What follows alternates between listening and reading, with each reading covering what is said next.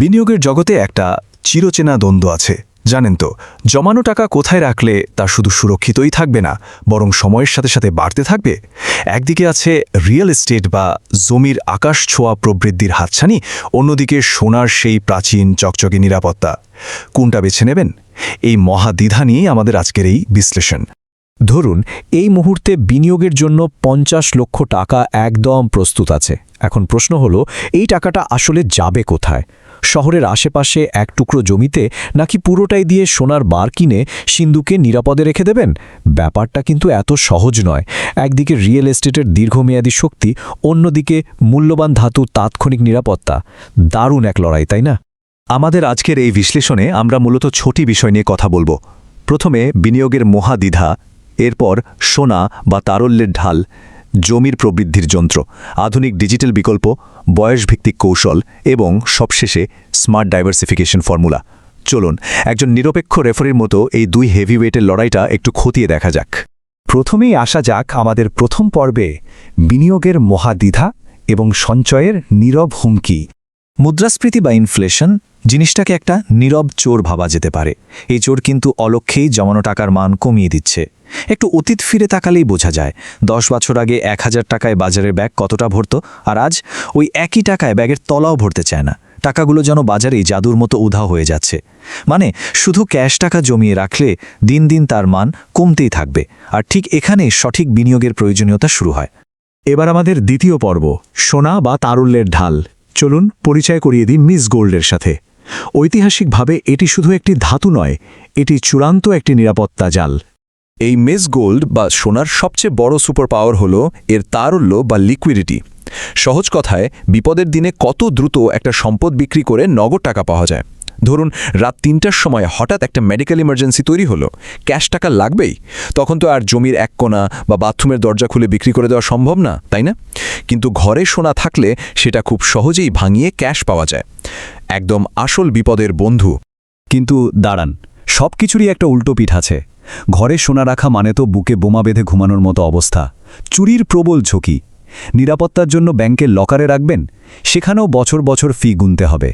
গয়না বানালে making charge, আবার বিক্রির সময় খাদের অজুহাতে দাম কেটে নেওয়া। অনেক লুক্কায়িত ঝামেলা আছে। আর সবচেয়ে বড় কথা হলো, সোনা আলমারিতে চুপচাপ বসেই থাকে। এটি থেকে কোনো বাড়ি ভাড়ার মতো প্যাসিভ ইনকাম বা ডিভিডেন্ড আসে না। তাহলে এবার বিপরীত দিকের হেভিওয়েট প্রতিযোগীর দিকে তাকানো যাক। আমাদের তৃতীয় পর্ব, জমি বা প্রবৃদ্ধির যন্ত্র। এই হলো আমাদের মিস্টার ল্যান্ড। জমির সবচেয়ে আকর্ষণীয় দিক হল এর বিশাল প্রবৃদ্ধির সম্ভাবনা, আর মালিক ঘুমিয়ে থাকলেও প্যাসিভ ইনকাম তৈরি করার ক্ষমতা। কিন্তু এখানেও একটা বড় ফাঁদ আছে, যাকে বলে অ্যাসেট রিচ ক্যাশ পুয়ার। এমন অনেকেই আছেন যাদের নামে কোটি টাকার রিয়েল এস্টেট আছে, কিন্তু দৈনন্দিন সাধারণ খরচ বা এক কাপ চা খাওয়ার মতো নগদ টাকা হয়তো পকেটে নেই। কারণ জমি তো আর চাইলেই রাতারাতি বিক্রি করে দেয়া যায় না।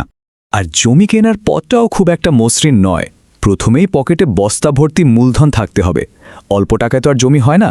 এরপর আছে আইনি জটিলতার প্রবল ঝুঁকি। একই জমির একাধিক মালিকানা নিয়ে আদালতে বছরের পর বছর একদম বাংলা সিরিয়ালের মতো ক্লান্তিকর মামলা চলতে পারে। এর পাশাপাশি ট্যাক্স, মেরামত আর পাহারাদারের পেছনে নিয়মিত একটা বড় খরচ তো আছেই। তাহলে সোনা আর জমির মূল পার্থক্যটা কোথায় দাঁড়ালো? সোনা মূলত মুদ্রাস্ফীতিকে হারাতে ধীরে ধীরে হাঁটে এবং বিপদের সময় একজন নিনজার মতো খুব দ্রুত নিরাপত্তা নিশ্চিত করে। অন্যদিকে জমি মূল্যের দিক থেকে একেবারে বিশাল একটা লাভ দেয়। এটা অনেকটা একজন বডি বিল্ডারের মতো, যার পেশি তৈরি হতে সময় লাগে ঠিকই, কিন্তু দীর্ঘমেয়াদে বিপুল আর্থিক শক্তির যোগান দেয়। এবার আসা যাক 4 নম্বর পর্বে, আধুনিক ডিজিটাল বিকল্প বা প্রথাগত সম্পদের আধুনিকায়ন। এখনকার স্মার্ট বিনিয়োগকারীরা কিন্তু প্রথাগত ভৌত সম্পদের ওই পুরনো ঝামেলাগুলো খুব সহজেই এড়িয়ে চলছেন। কিভাবে? ভৌত সোনার বদলে তারা কিনছেন ডিজিটাল সোনা বা সভরেন গোল্ড বন্ড। এতে চুরির কোনো ভয় নেই, মেকিং চার্জ নেই, উল্টো এটা থেকে নিয়মিত একটা সুদ পাওয়া যায়। একইভাবে বিপুল মূলধন না থাকলে পুরো একটা জমি কেনার বদলে রিয়েল এস্টেট কোম্পানির শেয়ার কেনা সম্ভব। এতে অত্যন্ত কম খরচে এই খাতে প্রবেশ করা যায়। চলে আসছি আমাদের পঞ্চম পর্বে, বয়সভিত্তিক বিনিয়োগ কৌশল। বিনিয়োগের দুনিয়ায় সব ডিম এক ঝুড়িতে রাখাটা চরম বিপর্যয় ডেকে আনতে পারে। তাই এই জীবনচক্রের বিষয়টা বোঝা খুব জরুরি। বয়সের সাথে সাথে কিন্তু বিনিয়োগের কৌশল বদলাতে হয়। তরুণ পেশাজীবীদের কথা ভাবুন, তাদের হাতে বেশ অনেকটা সময় আছে, তাই তাদের বিনিয়োগটা অনেকটা টেস্ট ম্যাচের মতো। 10-12 বছরের ধৈর্য থাকলে জমির বিপুল প্রবৃদ্ধি তাদের জন্য একদম আদর্শ। কিন্তু যারা অবসরপ্রাপ্ত বা বয়স্ক বিনিয়োগকারী, তাদের হঠাৎ করেই নগদ টাকার প্রয়োজন হতে পারে। তাদের খেলাটা হলো টি-20 ম্যাচের মতো। তাদের জন্য দীর্ঘমেয়াদী জমির চেয়ে সোনার তারল্যই সবচেয়ে নিরাপদ। সবশেষে আমাদের ষষ্ঠ পর্ব, স্মার্ট ডাইভার্সিফিকেশন ফর্মুলা বা পোর্টফোলিওতে ভারসাম্য নিয়ে আসা। এই ফর্মুলাটা হলো সেই কাঙ্ক্ষিত ব্যালেন্স যা একই সাথে বিপুল প্রবৃদ্ধি এবং চূড়ান্ত নিরাপত্তা দিতে পারে।